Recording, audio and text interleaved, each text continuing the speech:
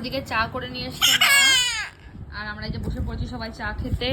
আমি দাদা কোনটা কার চা দেখাও? ওটা এটা কার? কে? আমি এইটা? তোমার। মা এইটা?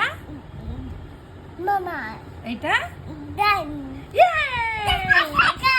তো দেখো আমাদের বাড়ি কে কতটা চা খায় আর কার কোনটা কাপ, বাবান কিন্তু সবই জানে। Yes! তো এবার চা খাও। দাদা একটু বরণ, একটু বিস্কুট দিয়ে খাও। এই বাবা এই ঢালিস না। হ্যাঁ, বরণ।